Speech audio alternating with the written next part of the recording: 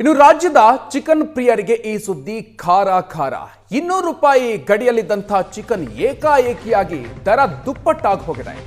ಪ್ರತಿ ಕೆಜಿ ಚಿಕನ್ಗೆ ಈಗ 300 ರೂಪಾಯಿಯಿಂದ 340 ರೂಪಾಯಿವರೆಗೆ ಏರಿಕೆ ಆಗಿದೆ. ನೆರೆ ರಾಜ್ಯಗಳಿಂದ ಕೋಳಿ ಪೂರೈಕೆ ಸ್ಥಗಿತ ಆಗಿದೆ.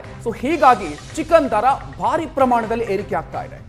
ಹೋಟೆಲ್ ರೆಸ್ಟೋರೆಂಟ್ಗಳಲ್ಲೂ ಕೂಡ ಚಿಕನ್ ರೇಟ್ ಜಾಸ್ತಿ ಆಗಿದೆ. ತಮಿಳುನಾಡು ಆಂಧ್ರದಿಂದ ರಾಜ್ಯಕ್ಕೆ ಬರ್ತಾ ಇದ್ದಂಥ ಕೋಳಿಗಳಿಗೆ ಬ್ರೇಕ್ ಬಿದ್ದಿದೆ. ರಾಜ್ಯದಲ್ಲಿ ಕೋಳಿ ಉತ್ಪಾದನೆಯ ಪ್ರಮಾಣ ಭಾರಿ ಕುಸಿತ ಆಗಿದೆ. ಕೋಳಿ ಮಾತ್ರ ಅಲ್ಲ, ಕುರಿ ಮೇಕೆ ಮಾಂಸದ ದರವೂ ಕೂಡ ಏರಿಕೆಯಾಗಿದೆ.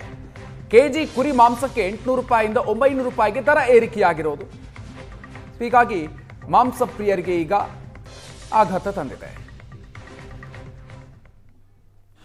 ರಾಜ್ಯದಲ್ಲಿ ಚಿಕನ್ ಪ್ರಿಯರಿಗೆ ಬೆಲೆ ಏರಿಕೆ ಬಿಸಿ ತಟ್ಟುವಂತಹ ಒಂದು ಸನ್ನಿವೇಶ ಎದುರಾಗಿರುವಂಥದ್ದು. ನಾವಿವತ್ತು ಈಗ ಚಿಕನ್ ಶಾಪ್ನಲ್ಲೇ ಇದ್ದೀವಿ. ಈಗ ಏನು ರಾಜ್ಯಕ್ಕೆ ಒಂದು ಚಿಕನ್ ಕೋಳಿಗಳ ಒಂದು ಸಪ್ಲೈ ಕಡಿಮೆ ಆಗಿರೋದ್ರಿಂದ ಬೆಲೆ ಏರಿಕೆ ಜಾಸ್ತಿ ಆಗಿರುವಂತಹ ಒಂದು ಸನ್ನಿವೇಶ ಎದುರಾಗಿರುವಂಥದ್ದು. ಈಗ ಚಿಕನ್ಗೆ ಕೆಜಿಗೆ 340 ರೂಪಾಯಿಗೆ ಏರಿಕೆ ಸಾಧ್ಯತೆ ಇರುವಂತಹ ಒಂದು ಸುದ್ದಿ ಹೊರಬಿದ್ದಿರುವಂಥದ್ದು. ಇದಕ್ಕೆ ಕಾರಣ ಎಷ್ಟೇ ಮತ್ತು ನೆರೆ ರಾಜ್ಯಗಳಂಥ ತಮಿಳುನಾಡು ಮತ್ತು ಆಂಧ್ರದಿಂದ ಇಲ್ಲಿಗೆ ಸಪ್ಲೈ ಕಡಿಮೆ ಆಗಿರೋದ್ರಿಂದ ಅದಕ್ಕೆ ಏನು ಚಿಕನ್ಗೆ ರೇಟ್ ಜಾಸ್ತಿ ಆಗಿರುವಂತಹ ಒಂದು ವಿಚಾರ ಹೊರಗಡೆ ಬರ್ತಾ ಇದೆ. ಈಗ ನಾವು ಮೈಸೂರು ರೋಡ್ನಲ್ಲಿರುವಂಥ ಚಿಕನ್ ಶಾಪ್ನಲ್ಲಿ ಇದ್ದೀವಿ. ಅಲ್ಲಿಯ ಮಾಲೀಕರನ್ನೇ ಮಾತಾಡಿಸ್ತಾ ಹೋಗ್ತೀನಿ. ಸರ್, ಏನಕ್ಕೆ ಚಿಕನ್ ರೇಟ್ ಜಾಸ್ತಿ ಆಗ್ತಾ ಇರುವಂಥದ್ದು? ಚಿಕನ್ನು ಲಾಸ್ಟು 2 ವರ್ಷದಿಂದ ರೇಟು ತುಂಬ ಕಮ್ಮಿ ಬಂದಿದೆ. ಅವ್ರಿಗೆಲ್ಲ ಕಂಪನಿ ಅವ್ರಿಗೂ ಸ್ವಲ್ಪ ಲಾಸ್ ಆಗಿದೆ. ಅದಕ್ಕೋಸ್ಕರ ಅವರು ಪ್ರೊಡಕ್ಷನ್ ಕಮ್ಮಿ ಮಾಡಿದಾರೆಲ್ಲ. ಆಲ್ರೆಡಿ ಅವ್ರು 3 ತಿಂಗಳಿಗೆ ಮುಂಚೆ ಎಲ್ಲ ಪ್ರೊಡಕ್ಷನ್ ಕಮ್ಮಿ ಮಾಡಿದ್ದಾರೆ. ಅದು ತಮಿಳ್ನಾಡಿನಲ್ಲೇ ಸ್ಟ್ರೈಕ್ ಬೇರೆ ನಡೀತಾ ಇದೆ. ಆಂಧ್ರನಲ್ಲೇ ಕೋಳಿ ಕಮ್ಮಿ ಆಗಿದೆ.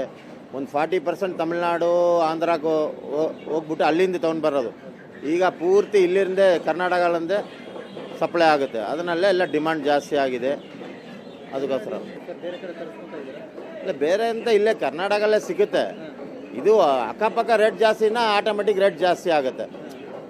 ಇದು ತರಕಾರಿ ಹೆಂಗೆ ಅದೇ ಥರ ಕೋಳಿನೂ ರೇಟ್ ಎಲ್ಲ ಆಲ್ ಇಂಡಿಯಾ ಮಾರ್ಕೆಟ್ ಇದು ಎಲ್ಲ ಅಲ್ಲಿ ಬೇರೆ ಜಾಗ ಟೈಟ್ ಆಗುತ್ತೆ, ಇಲ್ಲಿ ರೇಟ್ ಜಾಸ್ತಿ ಆಗುತ್ತೆ, ಆಟೋಮೆಟಿಕ್ ಜಾಸ್ತಿ ಆಗುತ್ತೆ. ಸರ್, ಈಗ ಚಳಿಗಾಲ ಬಿಸಿಕಾಲ ಅಂತ ಏನಿಲ್ಲ, ಅದ್ರಲ್ಲಿ ಡಿಫ್ರೆನ್ಸ್ ಇಲ್ಲ. ಡೈಲಿ ತಿನ್ನೋರು ತಿಂತಾರೆ. ನಾನ್ ವೆಜ್ ಇಲ್ಲ ಅಂತ ಮೂರು ಟೈಮ್ಗೆ 1 ಟೈಮಲ್ಲಿ ನಾನ್ ವೆಜ್ ಬೇಕೇ ಬೇಕು. ಅದು ಎಲ್ಲ ನೋಡಲ್ಲ. ಚಳಿಗಾಲ ಬಿಸಿಕಾಲ ಫಸ್ಟು ಹೇಳೋದು, ಬಿಸಿಕಾಲದಲ್ಲಿ ಯಾರು ತಿನ್ನಲ್ಲ, ರೇಟೆಲ್ಲ ಕಮ್ಮಿ ಆಗಿಬಿಡೋದಂತೆ. ಬಿಸಿಕಾಲ ಒಂದು 4-5 ವರ್ಷದಿಂದ ನೋಡ್ತಾ ಇದೆ. ಬಿಸಿಕಾಲನೆಲ್ಲ ರೇಟ್ ಜಾಸ್ತಿ ಇರುತ್ತೆ. ಆ ಟೈಮ್ನೆಲ್ಲ ಸಮ್ಮರ್ ಹಾಲಿಡೇಸ್ ಆಗುತ್ತೆ. ಸಮ್ಮರ್ ಹಾಲಿಡೇಸ್ ಇಲ್ಲಿ ರೇಟ್ ಜಾಸ್ತಿ ಆಗುತ್ತೆ. ಪ್ರೊಡಕ್ಷನ್ ಕಮ್ಮಿ ಇರುತ್ತೆ, ರೇಟ್ ಜಾಸ್ತಿ ಆಗುತ್ತೆ. ಕ್ಯಾಮರಾ ಪರ್ಸನ್ ನಾಗರಾಜ್ ಜೊತೆ ಪ್ರವೀಣ್ ಜಮಖಂಡಿ.